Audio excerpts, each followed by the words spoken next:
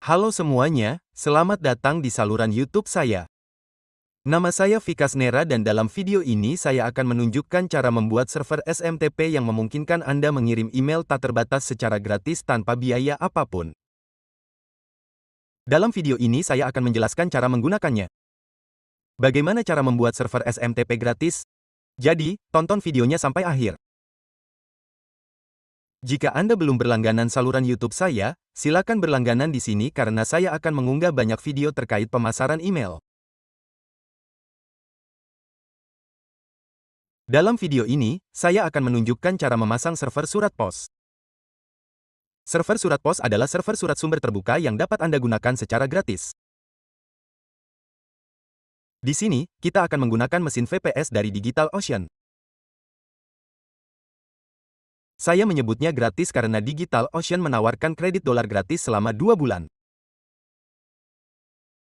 Anda juga dapat menggunakan AWS Amazon Web Services yang gratis selama 1 tahun.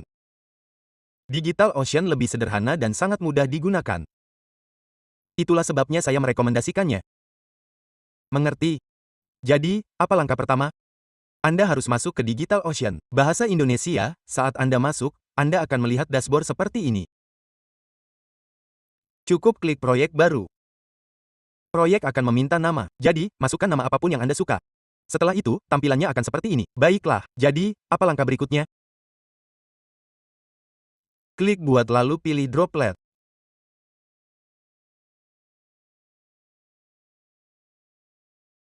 Setelah mengklik Droplet, pilih Ubuntu di sini.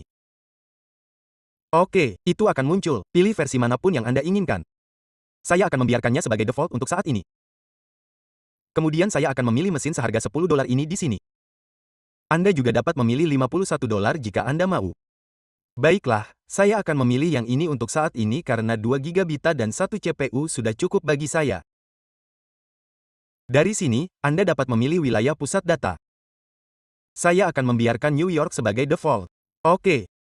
Selanjutnya, ada bidang nama host di sini. Anda perlu mengatur nama host. Jadi masukkan nama domain Anda di sini. Baiklah. Jadi saya akan memasukkan nama domain saya di sini.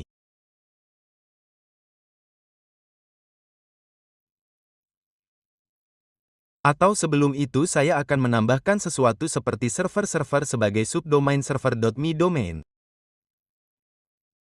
Oke. Kemudian saya akan klik Create Droplet. Setelah saya klik Create Droplet saat mencapai 100% di sini detailnya akan dikirim ke email username, password Anda dan seterusnya. Oke. Di video sebelumnya saya berbicara tentang PuTTY. Saya menjelaskan apa itu PuTTY dan kegunaannya. Pada dasarnya Anda akan menggunakan PuTTY untuk menginstal perangkat lunak apapun di sistem Ubuntu Anda. Mengerti? Jadi, saya akan membuka perangkat lunak PuTTY dan melanjutkan. Jadi, apa yang perlu Anda lakukan di sini? Ambil alamat IP yang Anda terima. Anda perlu menyalinnya. Oke, lalu tempel di sini. Sekarang, saya akan menunggu emailnya. Jika sudah sampai, username dan password akan ada di dalam email. Oke. Jadi, saya akan menunggu sampai emailnya sampai.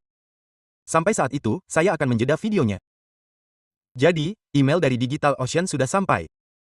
Saya akan membukanya.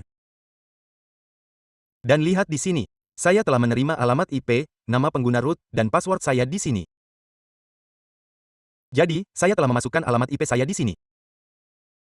Saya akan klik Open, dan di sini Anda perlu klik Yes. Oke, bahasa Indonesia, untuk login, Anda perlu menggunakan nama pengguna Anda. Jadi nama pengguna Anda adalah root, kemudian masukkan kata sandi. Salin kata sandi dari sini. Kemudian pergi ke sana dan klik kanan mouse. Itu akan menempelnya, dan kemudian tekan Enter.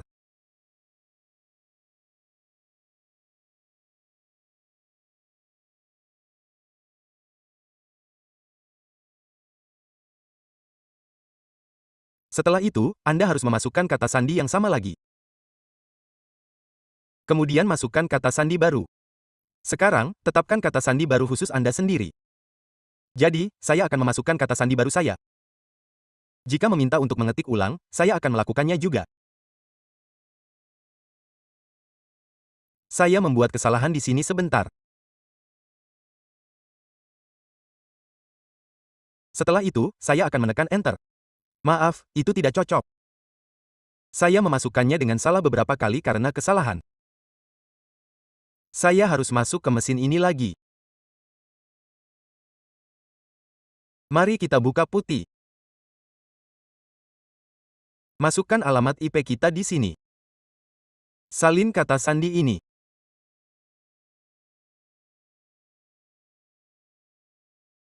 Tempel kata sandi login untuk root dari sini.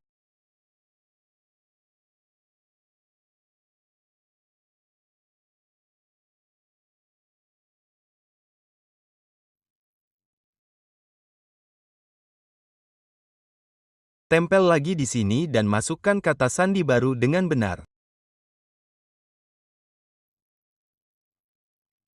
Sekarang ketik ulang kata sandi Anda dan Anda telah masuk ke folder root.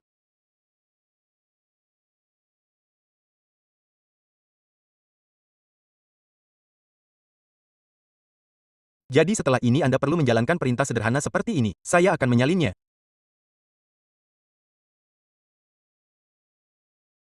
Salin, datang ke sini, klik kanan dan itu akan ditempel. Bahasa Indonesia, dan mulai menginstal dari sini. Ini akan memakan waktu sekitar 3 hingga 4 menit. Jadi, saya akan menjeda video sampai saat itu. Setelah diinstal, kita akan melanjutkan. Jadi, sudah diinstal di sini. Jika Anda melihat pesan ini di akhir, pemilihan instalasi selesai. Oke, kemudian salin perintah sederhana ini dari sini. Buka di sini dan klik kanan. Ini akan ditempel. Setelah itu, akan diminta ID email Anda.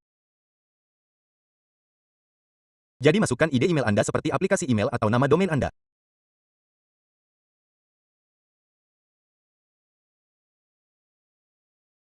Masukkan aplikasi email dan tekan Enter.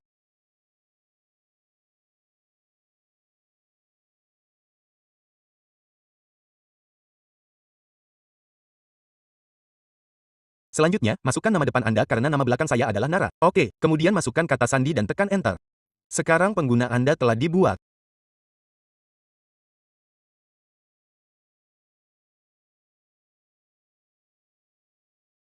Jadi setelah itu jalankan alamat IP ini di bila URL. Baiklah. Saat ini tidak ada SSL. Jadi Anda akan melihat sesuatu seperti ini. Oke. Jadi di sini klik lanjutkan untuk membatalkan penyimpanan.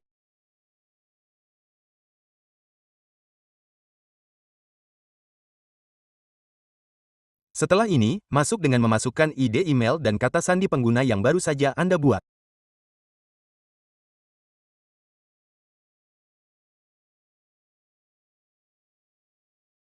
Jadi login sudah selesai. Selamat datang di Postal Vikas. Ada opsi buat organisasi pertama di sini. Anda perlu memasukkan nama apapun. Jadi, saya akan menggunakan VAS atau apapun.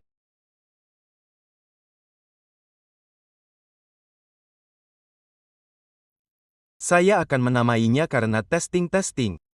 Mari salin ini karena ia akan meminta nama beberapa kali lagi nanti. Setelah ini, saya akan klik Build Your First Mail Server. Beri nama karena testing dan atur modenya menjadi live. Oke, lalu klik Build Server. Baiklah. Selanjutnya, buka bagian domain di sini. Tambahkan domain Anda dan masukkan di sini. Klik Create Domain, dan setelah itu, Anda akan mendapatkan semua detail ini di sini. Anda perlu menambahkan rekaman SPF dan DKIM ini ke manajemen DNS domain Anda. Pertama, kita perlu menautkan IP ini ke domain. Jadi, saya akan memasukkan IP ini di sini. Jadi, saya telah menambahkan IP ini di sini. Dan di sini, saya akan mengatur TTL untuk rekaman ini menjadi 1,00. Kemudian, kita perlu menambahkan 2 atau 3 rekaman yang disediakan di sini.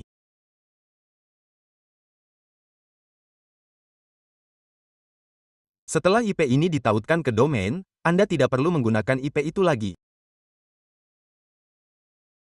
Anda dapat menggunakan nama domain sebagai gantinya. Mengerti? Kita juga telah membuat subdomain sebelumnya, jadi saya akan menambahkan server di sini juga. Subdomain adalah server seperti server. Dan saya akan menetapkan TTL ke 1,00 di sini. Dan menempelkan IP yang sama untuk yang di bawah ini juga. Oke. Setelah itu, kita akan menggunakan rekaman SPF dan detail lain yang disediakan untuk rekaman SPF. Salin ini dari sini. Dan di sini buat rekaman .txt. Baiklah, dalam hal ini, hapus bagian ini saja. Dan simpan bagian ini saja. Oke, dan tetapkan TTL ke 1,00 di sini. Baiklah. Yang kedua juga harus berupa rekaman TXT. Jadi ada rekaman DKIM untuk itu, namanya disediakan di sini juga. Lihat di sini, Anda perlu membuat rekaman TXT dan menggunakan nama ini. Saya telah menempelkan nama di sini, dan nilai untuk rekaman DKIM ini adalah ini. Tempel nilai itu di sini. Dan tetapkan ke 1,00 di sini. Oke. Kemudian simpan dari sini. Klik simpan perubahan.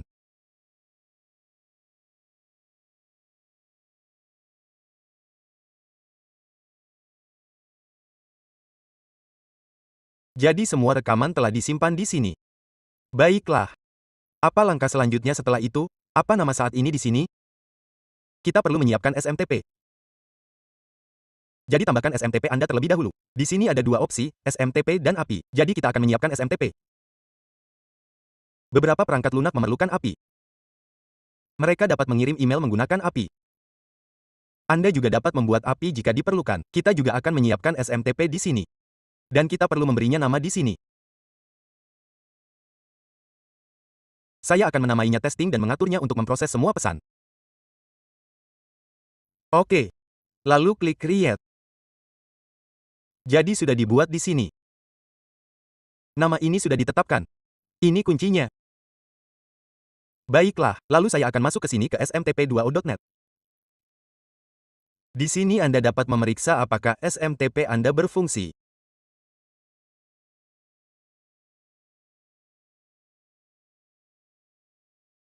Tidak, belum berfungsi. Jadi, pertama-tama saya akan membuat nama penggunanya menggunakan alamat IP.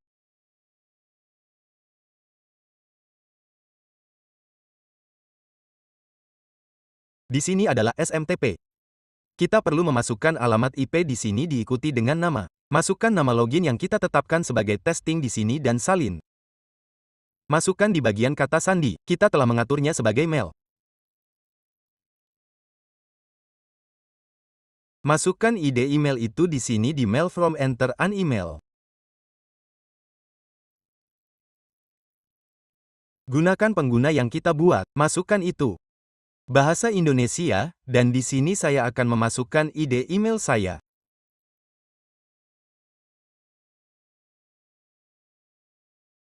Selesaikan tangkapan ini di sini. Masukkan hasilnya dan klik kirim uji.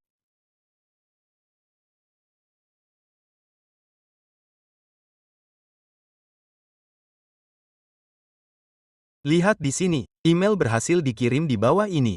Baiklah. Jadi server SMTP Anda sekarang berfungsi dengan sempurna. Anda dapat menggunakannya dengan perangkat lunak apapun yang Anda miliki seperti MailChimp atau yang lain, MailWiz atau alat serupa. Mengerti? Berikutnya, ada alat yang disebut MX Toolbox. Buka semua alat di sini.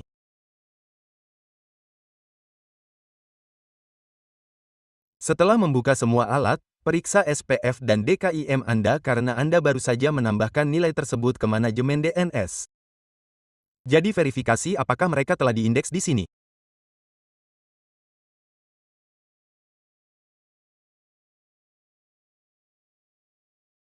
Baiklah, untuk SPF, masukkan nama domain Anda dan klik pencarian rekaman SPF.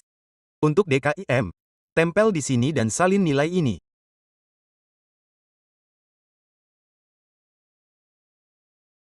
Kemudian klik pencarian DKIM. Rekaman SPF DNS belum ditampilkan karena butuh waktu bagi IP untuk memperbarui di sini. Oke. Setelah diindeks, Anda dapat masuk ke server email ini menggunakan domain. Setelah itu, Anda tidak memerlukan alamat IP lagi. Anda juga dapat menggunakan nama domain Anda sebagai nama host di sini. Jadi, saya akan menjeda video hingga selesai, lalu melanjutkan. Sekarang, rekaman SPF ditampilkan. Saya akan menunjukkannya lagi. Pencarian rekaman SPF. Saya akan melakukannya di sini juga. Pencarian DKIM sedang dimuat untuk saya sekarang. Saya melakukannya sekali dan muncul di sini. Nilai yang saya tambahkan di sana ditampilkan di sini. Coba lihat. Oke, DKIM juga ditampilkan di sini. Sudah diindeks. Setelah ini, saya akan memeriksa di sini dengan menjalankan domain ini. Sudah diindeks, hore. Tidak, belum diindeks. Ya, sudah selesai sekarang. Jadi, saya akan menggunakan ini dan melanjutkan. Saya akan mengkliknya. Lihat, portalnya telah terbuka. Panel admin server surat pos telah terbuka di sini. Anda dapat masuk di sini dengan memasukkan ID email dan kata sandi Anda. Sekarang, Anda masuk menggunakan domain ini.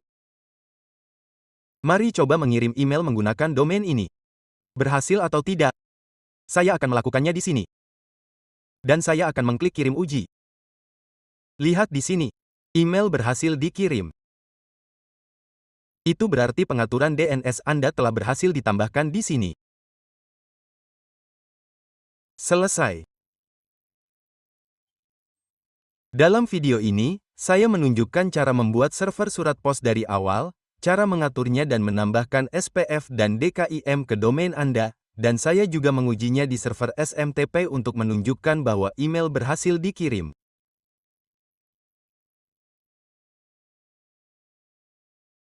Satu hal lagi, port di sini adalah 25. Port 25 digunakan oleh beberapa perangkat lunak atau hosting. Jika Anda menggunakan perangkat lunak di panel C atau kotak surat misalnya, maka di panel C dengan GoDaddy atau penyedia lain, port 25 tidak terbuka di sana. Jadi yang perlu Anda lakukan adalah menginstal perangkat lunak kotak surat apapun yang Anda gunakan di mesin VPS. Hanya dengan begitu Anda dapat menambahkan pengaturan ini dan mengirim email darinya. Saya juga akan menunjukkan cara menginstal MailWish di VPS menggunakan DigitalOcean 2. Jadi teman-teman, berlangganan saluran YouTube saya karena saya akan memposting lebih banyak video pemasaran email. Bahkan ada server email yang lebih canggih setelah ini yaitu PowerMTA dan saya juga akan menjelaskan cara mengatur pencitraan di MailWish melalui panel ini. Jadi berlanggananlah ke saluran YouTube saya dan terima kasih telah menonton.